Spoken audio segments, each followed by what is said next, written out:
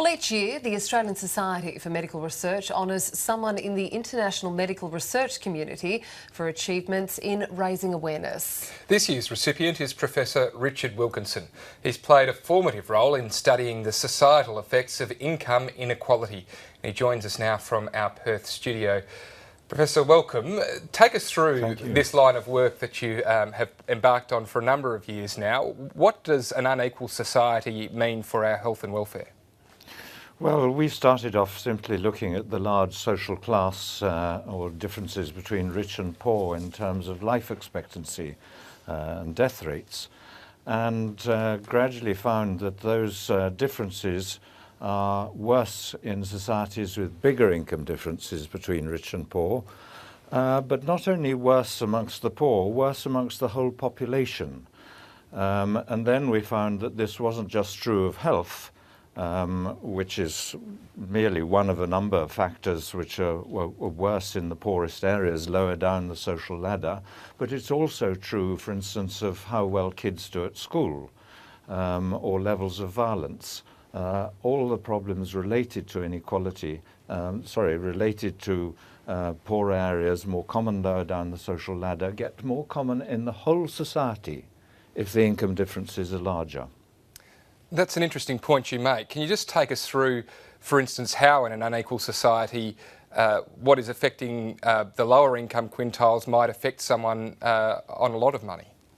Well, a lot of it is due to chronic stress, and some of that feeds through to health, because if you're very stressed, you're probably less likely to take exercise, you drink more, you smoke more, you eat for comfort and so on. But a lot of it is the direct effects of stress. If you're stressed, it affects your immune system, your cardiovascular system. So it's not just a matter of how it affects behaviour. And does this hold true even for societies which might be more equal but overall have a lower standard of living? Yes, though we looked simply at the rich developed market democracies.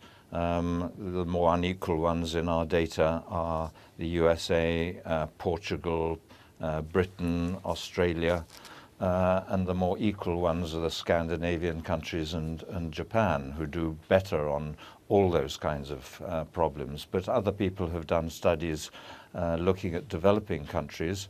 In those countries, GNP per capita is also important. But in the rich developed world, these problems seem to no longer to be related to GNP per capita and just to inequality. You mentioned there Japan and Scandinavia do it well. What is it that they do that works, and what is happening in the rest of the world? Is this changing? Are there some well-developed countries that are falling away? Well, most societies have been getting more unequal. And if you look at the long-term trends, inequality came down in most of the developed world from somewhere in the 1930s until the 1970s. And then you get the modern rise of inequality from 1980 onwards. Societies have become, some societies which have become more equal, you can do it either by reducing income differences before tax, the runaway incomes at the top, these huge bonuses and so on that bankers and CEOs give themselves, or you can do it by redistribution through taxes and benefits, and whichever way you do it, it still seems to have benefits.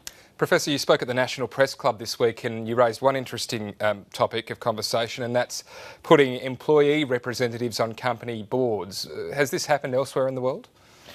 In about half the member countries of the European Union, there is some legislation for employee representatives on company boards.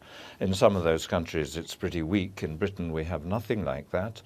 But in countries like Germany, when they get to big enough to have about 2,000 employees or more, half the representatives on the remuneration committees deciding pay have to be employee representatives.